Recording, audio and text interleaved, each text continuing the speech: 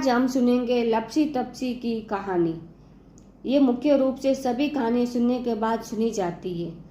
एक तपसी था, एक लपसी था। तपसी हमेशा भगवान की तपस्या में लीन रहता था। लपसी रोजाना सवा सेर की लापसी बनाकर भगवान को भोग लगाकर जिमता था। एक दिन दोनों झगड़ा करने लगे। तपसी बोला, मैं रोज भगवान की तपस्या करता हूँ इसीलिए मैं बड़ा। लपसी बोला, मैं रोज भगवान को सवा सेर लापसी का भोग लगाता हूँ इसीलिए मैं बड़ा। नारद जी वहां से गुजर रहे थे। दोनों को लड़ता देखकर रुके और उनसे पूछा कि तुम क्यों लड़ रहे हो।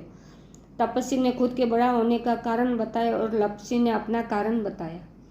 नारद जी बोले, तुम्हारा फैसला मैं कर दूंगा। दूसरे दिन लपसी और तपसी नहाकर अपनी रोज की भक्ति करने आए तो नारद जी ने छुप कर 1.25 करोड़ की एक अंगूठी उन दोनों के आगे रख दी।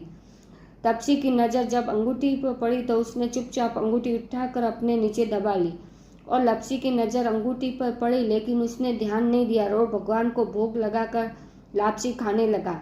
नारद जी सामने आए तो दोनों ने पूछा कि कौन बड़ा। तो नारद जी बोले, तपस्वी तुम खड़े हो। वह खड़ा हुआ तो उसके नीचे दबी अंगूठी दिखाई पड़ी।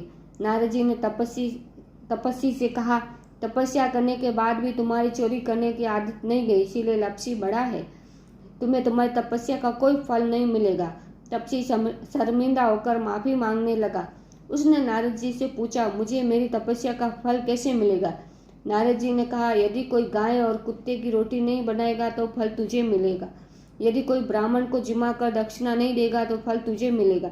यदि कोई साड़ी के साथ ब्लाउज नहीं देगा तो फल तुझे मिलेगा। यदि कोई दिए से दिया जलाएगा तो फल तुझे मिलेगा। यदि कोई कहानी सुनकर तेरी कहानी नहीं कहेगा तो फल तुझे मिलेगा।